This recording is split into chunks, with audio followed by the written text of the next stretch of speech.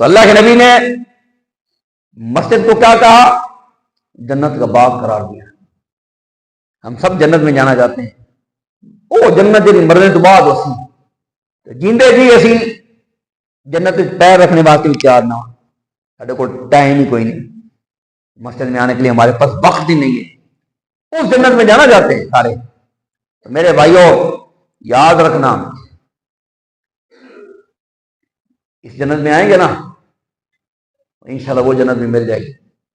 اس جنت میں آپ آتے ہیں نا تو یہاں سے پتہ چلتا ہے آپ کو جنت کا کتنا شوق ہے، جنت کا شوق کا پتہ چلتا ہے کہ آپ کو واقعی جنت کا شوق ہے، جنت میں جانے کا شوق ہے۔ اگر اس جنت میں آئے تو جسے اللہ کے نبی صلی اللہ علیہ وآلہ وسلم نے جنت قرار دیا، فرمایا جب بھی مسجد کے پاس سے گزرو اللہ کی جنت کے بعد قرار دیا، اذا مررتم بریاض الجنہ، جب تم گزرو ریاض الجنہ کے پاس۔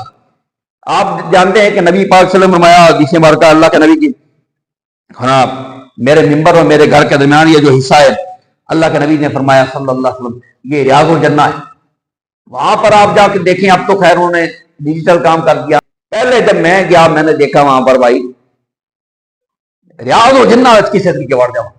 مسجد کا تقدس بھی لوگ خیال، آپ جو گئے آپ نے دیکھا ہوگا کوئی خیال نہیں رکھتا، لوگ نس بچ کے جانے کیوں کسی طریقے ہم ریاض الجنہ میں بڑھ جائیں، اتنے بڑھ کے تم نفل پڑھنے کی موقع مل جائے، اور جو اتنے بڑھ جائے وہ پھر نکلنا نہیں، وہ چھوٹے مار مار کے کرنا پہنا۔ اللہ کے بندو صرف وہی ریاض الجنہ ہے، اتنے جانے واسطے تو 4-5 لاکھ روپیہ لگتا ہے، یہ بھی ریاض الجنہ ہے، اے خود دیکھو کنیا ریاض الجنہ اتنے نہیں آنا، اتنے نہیں بڑھنا۔ اور نبی پاک صلی اللہ علیہ وسلم کیا فرمایا ہے؟ جب تک مسجد میں بیٹھا ہے، جب تک مسجد میں بیٹھا ہے اس کا بیٹھنا نماز میں شمار ہے، نماز پڑھ رہا ہے۔ احباب ذی وقار،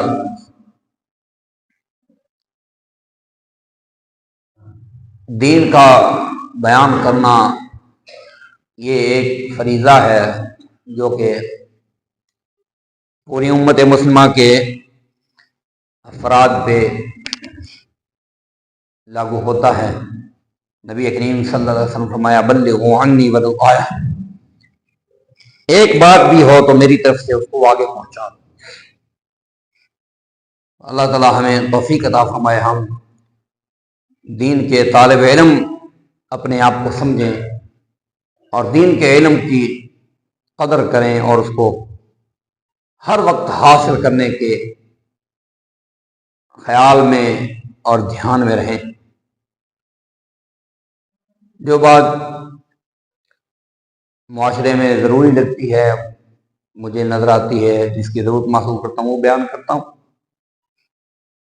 اور اس کے بیان میں الحمدللہ میں بہت قطعی اور بہت واضح دلائل جو ہیں وہ پہلے اکٹھے کرتا ہوں، اس کے بعد اس پہ کلام کرتا ہوں۔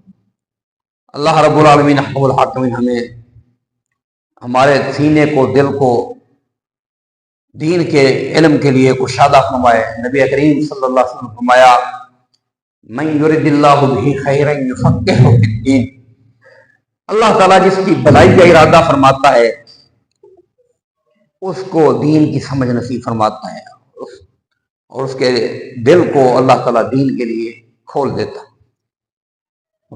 ایک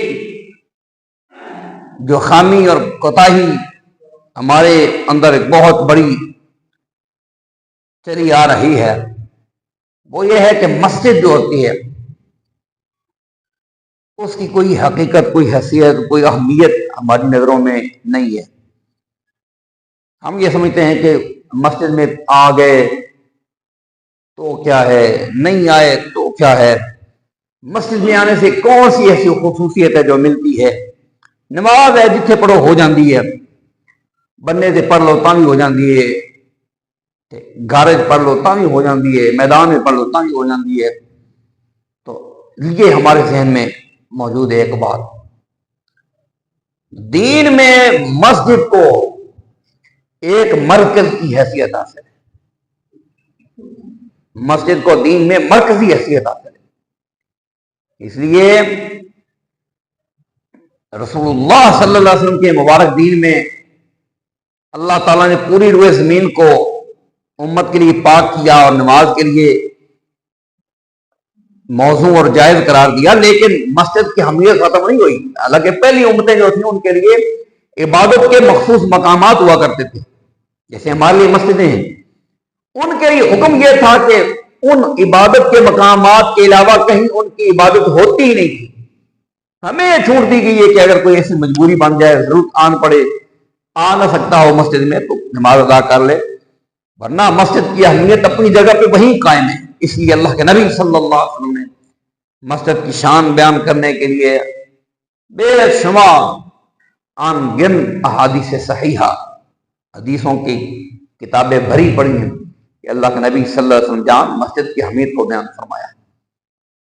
نبی کریم صلی اللہ علیہ وسلم کی حدیث مبارکہ ہے، اللہ کے نبی صلی اللہ علیہ وسلم من الف مسجدا الفہ اللہ، جو مسجد سے محبت کرتا ہے نا اس سے اللہ محبت کرتا ہے، یعنی جس کو مسجد سے محبت ہو اس سے اللہ کو محبت۔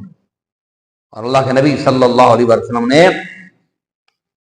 مسجد کی جو اہمیت بیان فرمائی ہے، اللہ کے رسول صلی اللہ علیہ وسلم فرماتے ہیں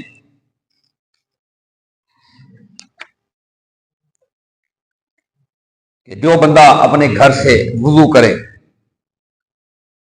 اچھا وضو کرے اور مسجد میں آ کے نماز پڑھے، اس کی کیا مقام ہے؟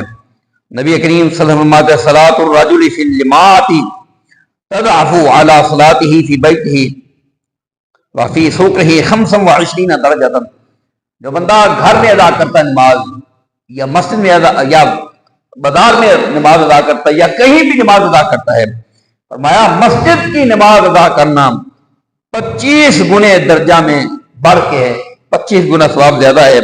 اور فرماتے ہیں کہ جب بندہ وضو کرتا ہے اور اچھا وضو کرتا ہے، ثم خرج الی الصلاۃ، پھر وہ نماز کے لیے نکلتا ہے، مسجد کے لیے چلتا ہے، ٹھیک ہے، تو فرمایا جب بھی وہ قدم اٹھاتا ہے، کوئی بھی قدم اٹھاتا ہے، ہر قدم پہ اللہ تعالیٰ اس کا ایک درجہ بلند کرتا ہے، وحط عنہا بہا خطیئتہ، اور ہر قدم پر اللہ تعالیٰ اس کی ایک خطا کو معاف کرتا ہے۔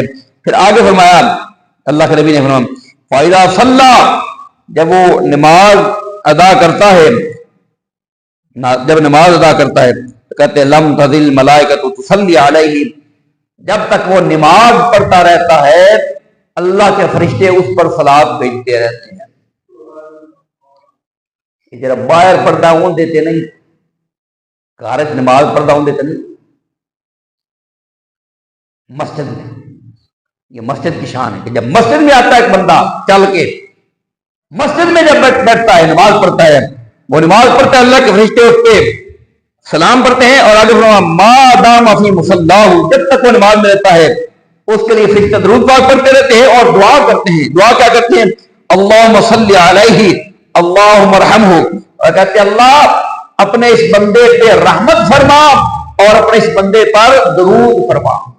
فرشتے کہتے ہیں اللہ یہ کون دعائیں کرتا ہے؟ فرشتے دعا کرتے ہیں۔ کس کے لیے دعا کرتے ہیں؟ جو مسجد میں آتا ہے، جو مسجد میں نماز پڑھتا ہے۔ آگے اور جو بندہ مسجد میں آ جائے، مسجد میں جو بندہ آ جائے، نماز نہیں پڑھ رہا، صرف بیٹھا ہے، نماز کا وقت ابھی ہونا ہے، تو فرمایا ولا یزال فی الصلاۃ، لا یزال فی صلاۃ منتظر الصلاۃ، فرمایا جب تک وہ مسجد میں بیٹھ کر نماز کا انتظار کرتا رہتا ہے، حالانکہ نماز نہیں پڑھ رہا، نماز کا انتظار کر رہا ہے، فرمایا جب تک وہ بیٹھا نماز کا انتظار کرتا رہتا ہے، اس کا مسجد میں وہ بیٹھنا بھی اللہ تعالیٰ نماز میں شمار کرتا ہے۔ یہ کس وجہ سے؟ مسجد کی وجہ سے، یہ مسجد کی وجہ سے بیٹھا ہے بندہ، انتظار کر رہا ہے، وہ اس کا بیٹھنا کس میں شمار ہوتا ہے؟ نماز میں۔ یہ بخاری شریف میں، مسلم میں، ابو داؤد میں، ترمذی میں، ابن ماجہ میں کئی مقامات پر یہ حدیث مبارکہ موجود ہے۔ اور پھر اللہ کے نبی صلی اللہ علیہ وسلم آپ فرماتے ہیں، فرمایا جب تم میں سے کوئی اقامت سنے، اذا سامیا احدکم الاقامت، تم میں سے جب کوئی اقامت کو سنے، فلا یسعوا فان اعظمکم اجرا ابعدکم دارا، فرمایا اذان جب کوئی بندہ سنتا ہے تو جو بندہ مسجد میں آتا ہے تو سب سے زیادہ اجر کس کو ملتا ہے؟ فرمایا سب سے زیادہ اجر اس کو بندے کو ملتا ہے جس کا گھر مسجد سے زیادہ دور ہوتا ہے. کیوں؟ پوچھا گیا قالو، اور لوگوں نے پوچھا لما یا ابا ہریرہ، اے ابو ہریرہ یہ کیوں کہ جس کا گھر دور ہے اس کو زیادہ ثواب کیوں ملتا ہے؟ تو آپ نے کہا من اجل کثرت الخطاء، اس وجہ سے کہ جب مسجد کی طرف چل کے آتا ہے وہ زیادہ قدم اٹھاتا ہے، اس کا سفر لمبا ہے، لمبا سفر کر کے آتا ہے. اللہ کے نبی صلی اللہ علیہ وسلم نے مسجد نبوی کے قریب کچھ جگہ جو تھی وہ فروخت ہونے لگی. مسجد نبوی جو تھی رسول اللہ کے دور میں، اس کے ساتھ کچھ جگہ فروخت ہونے لگی، اور کچھ صحابہ تھے جو مدینے کی دور کی جو بستیاں تھیں وہاں رہتے تھے، یعنی مدینے کی جو بہت دور کی بستیاں وہاں پر رہنے والے تھے. جب وہ مسجد کے قریب جگہ فروخت ہونے لگی نا تو ان صحابہ نے کہا کہ ہمیں بہت دور سے چل کے آنا پڑتا ہے، تو انہوں نے ارادہ کیا وہ مسجد کے قریب جگہ خریدنے کا کہ جڑے نیرے والی جگہ نا اے سی خرید لینے آ، مسجد میں جانا آسان ہو، مسجد میں جانا آسان ہوگا. تو اللہ کے نبی صلی اللہ علیہ وسلم کو جب یہ پتا چلا کہ یہ دور سے چل کے آنے والے صحابہ مسجد کے قریب والی جگہ خریدنا چاہتے ہیں تاکہ مسجد میں آنا آسان ہو، تو آپ دیکھیں اللہ کے نبی صلی اللہ علیہ وسلم ان کو بلایا اور انہیں فرمایا کہ اگر تم یہ جگہ خریدنا چاہتے ہو تو ٹھیک ہے تمہاری مرضی خرید لو، لیکن یہ یاد رکھنا تم جو دور سے چل کے آتے ہو، جتنے قدم چل کے آتے ہو ہر قدم پہ تمہیں اجر ملتا ہے اور ہر قدم پر گناہ معاف ہوتے ہیں. جتنے قدم چل کے آتے ہو اتنا اجر تمہارا مسجد قریب کے قریب والوں سے زیادہ ہے. تو پھر کیا ہوا؟ ان صحابہ کرام نے اپنا ارادہ ترک کر دیا اور وہ جگہ نہیں خریدی، اسی دوروں ہی آسان. یہ قدم کون شمار کرتا ہے؟ یہ قدموں کی گنتی کی ڈیوٹی کس کی ہوتی ہے؟ فرشتوں کی. اللہ تعالیٰ آپ کے قدم بھی شمار کرتا ہے. کس وجہ سے؟ مسجد کی وجہ سے. مسجد کے سبب سے تمہارے قدم گنے جاتے ہیں، اور تمہیں جو ہے نا وہ مسجد کے اندر جو تمہارے ایک ایک قدم کو گن کر تمہیں ثواب دیا جاتا ہے. اللہ وک اللہ کے نبی صلی اللہ علیہ وسلم عن ابی ہریرہ رضی اللہ عنہ ان نبی صلی اللہ علیہ وسلم قال من غدا الى المسجد او راح اعد اللہ له فی الجنۃ نزلا كلما غدا او راح. اللہ اکبر. فرمایا جو بندہ مسجد کی طرف چل کے آتا ہے یا مسجد سے چل کے واپس اپنے گھر کو جاتا ہے، یا مسجد کی طرف آتا ہے یا جاتا ہے، جب بھی آتا ہے جب بھی جاتا ہے، تو اللہ کے نبی کیا فرماتے ہیں؟ فرمایا اعد اللہ له فی الجنۃ نزلا کلما غدا او راح. جب بھی وہ مسجد میں آتا ہے یا جب بھی جاتا ہے، جتنی بار آتا ہے جتنی بار جاتا ہے اتنی بار اللہ رب العالمین اس کے لیے جنت میں خاص دعوت کا اہتمام فرماتا ہے. خاص دعوت، اللہ دعوت کا اہتمام کرتا ہے. تو لوگ کہتے ہیں جی سانو بڑی اونچی دعوت آئی ہو، کسی کو بہت اونچی جگہ سے دعوت آ جائے نا، پرائم منسٹر کی طرف سے آ جائے، چیف آف آرمی اسٹاف کی طرف سے آ جائے، اور کسی بڑی بلا کی طرف سے آ جائے، لوگ جنازے تک چھوڑ دیتے ہیں وہ دعوت میں جانے کے لیے. اتنی اونچی دعوت سن، اتنی بڑی بلا دعوت دے رہی، اتنی بڑی ہستی سن دعوت دے رہی ہے. لوگ سارے کام کاج چھوڑ کے اپنے قریبیوں کی شادی، اپنے جو ہے بھتیجوں بھانجوں کی شادیاں چھوڑ کے لوگ اس دعوت میں جاتے ہیں. تو یہاں پہ دعوت کا اہتمام کون کر رہا ہے؟ اللہ. کس وجہ سے؟ فرمایا جب کوئی بندہ مسجد میں آتا ہے یا مسجد سے جاتا ہے. یہ مسجد کا مقام، یہ نہیں کہ جو ہے نا وہ جہاں کہیں وہ آئے جی نماز سے ہر جگہ پہ ہو جاتی. یہ کس نے کہا ہے ہر جگہ ہو جاتی؟ نبی کریم رحمت عالم صلی اللہ علیہ وسلم فرماتے ہیں لا صلاۃ لجار المسجد الا فی المسجد. جو بھی بندہ مسجد کے پڑوس رہتا ہے، پڑوس کیا ہوتا ہے اس کی تفسیر میں مختلف اقوال آتے ہیں. جو سب سے معتبر قول ہے وہ یہ ہے کہ 40 گھر آپ کے گھر کے ارد گرد 40 ادھر 40 ادھر 40 ادھر 40 اگے پیچھے 40 گھروں تک آپ کا پڑوس ہے، 40 گھروں تک پڑوس ہے. تو فرمایا لا صلاۃ لجار المسجد الا فی المسجد. جو مسجد کا جار ہے، پڑوسی ہے مسجد کا، اس کی نماز مسجد کے سوا ہوتی نہیں. اللہ کے نبی صلی اللہ علیہ وسلم کے نابینا صحابی تھے حضرت عبداللہ بن ام مکتوم رضی اللہ تعالیٰ. رسول اللہ کے پاس آئے، آپ کے گھر میں ملے آپ کو، اور کہا اللہ کے نبی صلی اللہ علیہ وسلم آپ کو پتہ ہے میں نابینا ہوں، اور مدینہ طیبہ میں آپ دیکھتے ہیں کہ سانپ بچھو بھی نکل آتے ہیں، زہریلے جانور بھی ہوتے ہیں، اور قسم کے درندے بھی آ جاتے ہیں گلیوں میں، اور میں نابینا ہوں، نظر مجھے آتا نہیں، تو کیا آپ مجھے اجازت دیتے ہیں کہ میں اپنے گھر میں نماز پڑھ لیا کروں؟ پہلے اللہ کے نبی صلی اللہ علیہ وسلم اجازت دی کہ بھئی ہاں ٹھیک ہے تم گھر میں پڑھ لینا۔ پھر اللہ کے نبی نے مخاطب کر کے فرمایا میں عبداللہ کیا تم اذان کی آواز سنتے ہو کانوں میں؟ یا تم ہاں اذان کی آواز آتی ہے۔ آپ نے فرمایا پھر مسجد میں ہی ادا کرو۔ ساری زندگی حضرت عبداللہ بن ام مکتوم رضی اللہ تعالیٰ عنہ مسجد میں نماز پڑھتے رہے، اور یہ ہم نے تو یہ سنا حضرت بلال موجود تھے، نہیں، یہ حضرت عبداللہ بن ام مکتوم بھی نبی پاک صلی اللہ علیہ وسلم کے موجود تھے، یہ بھی اذان دیا کرتے تھے، جو نماز کی اذان ہوتی تھی نا وہ یہی دیا کرتے تھے۔ اور آگے کیا فرمایا؟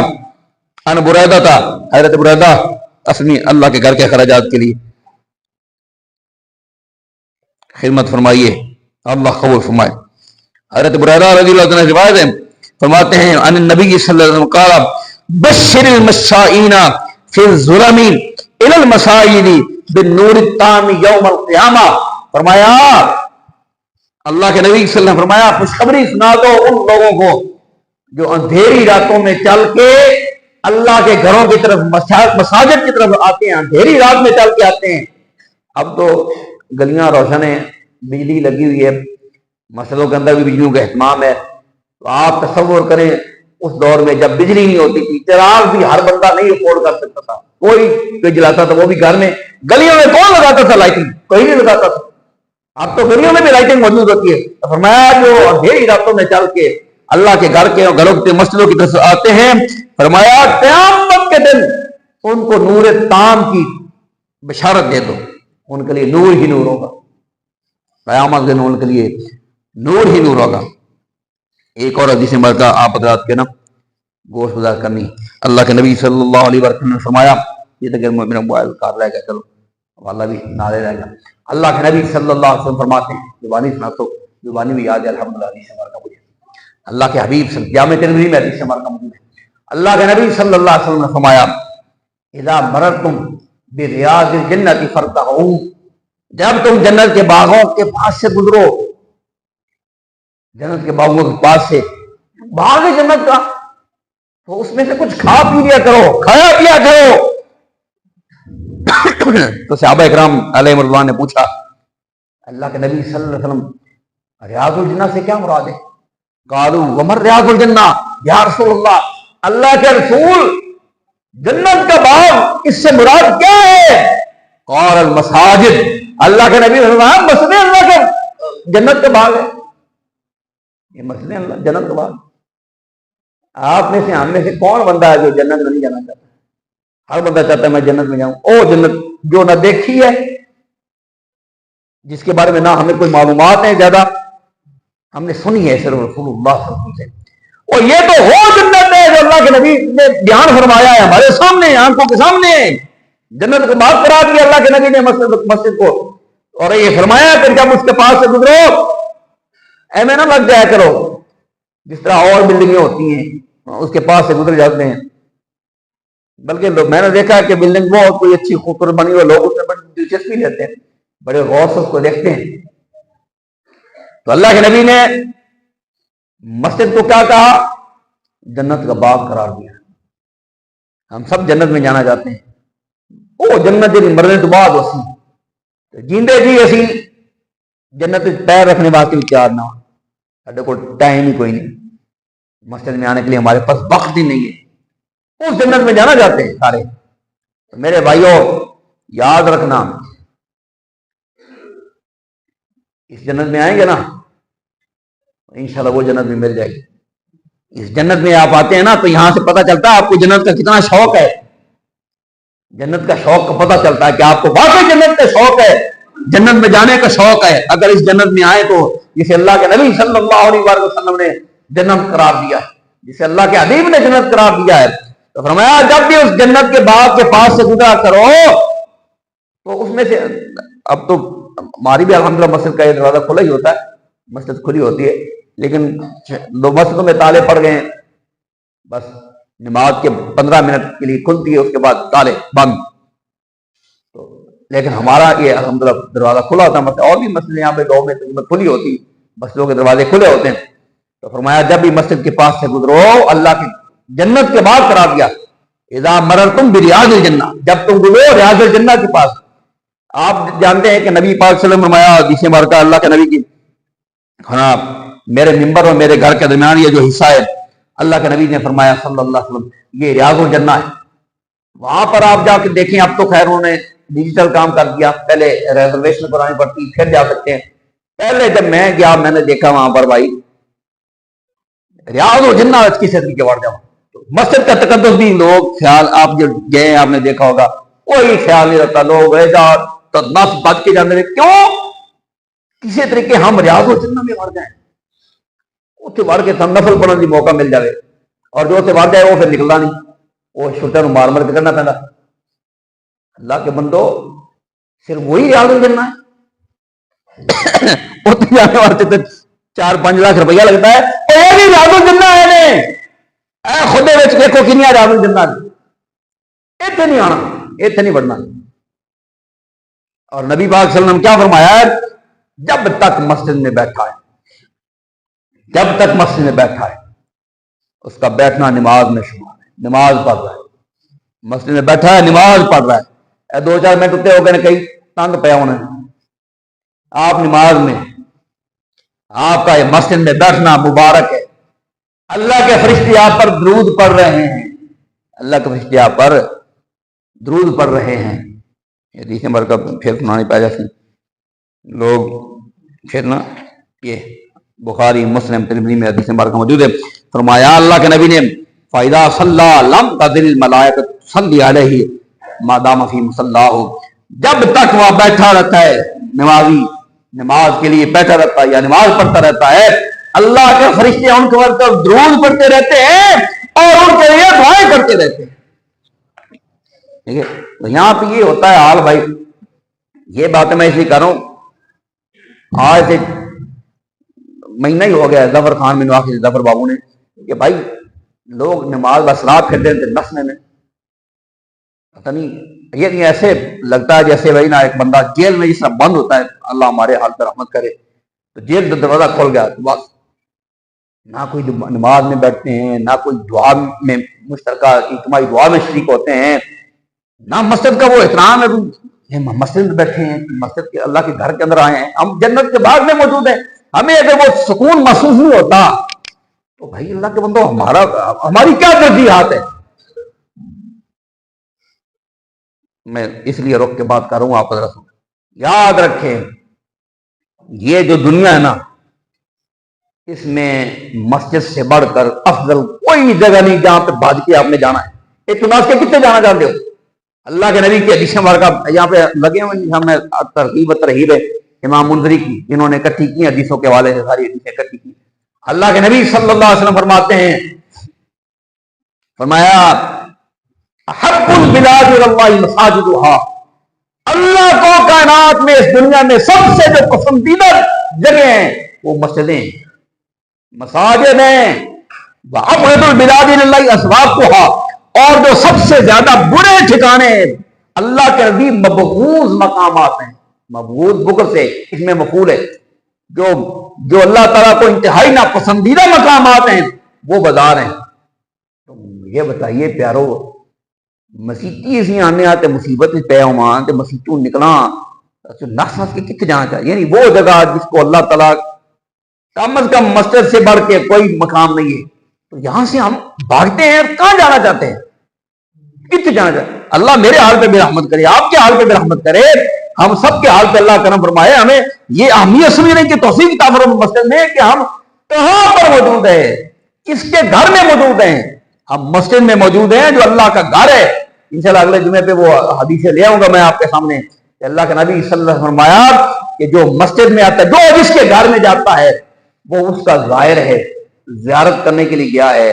فرمایا جو مسجد میں آتا ہے وہ اللہ کا زائر ہے، وہ اللہ کا مہمان ہے، اللہ اس کی مہمان نوازی کرتا ہے. اللہ تعالیٰ ہم سب کو عمل کی توفیق عطا فرمائے. سب سے پہلے ایک بندہ ابتدا کرتا ہے، جب سلام پھر جاتا نا ایک بندہ کوئی ایسا جو اٹھتا ہے، پھر دلیرا دیکھا دیکھی سارے کہنا بھی چلو انہوں کسی کچھ نہیں آخنا، کسی کچھ بھی نہیں، اس کی اب تک کوئی مجبوری ہوئے گی، کوئی ضرورت ہوگی، وہ اٹھ کے چلا گیا، ضرورت ہوگی تو میں نے دیکھا بھائی چوٹ پہ اللہ کے بندو اللہ ہمیں توفیق عطا فرمائے۔ اب میں اسی دفعہ کہہ ہی سکنے نا، محنت اللہ کر سکنے، باتیں بتا ہی سکتے ہیں، اللہ عمل کی توفیق عطا فرمائے۔ وما علیہ الا البلاغ۔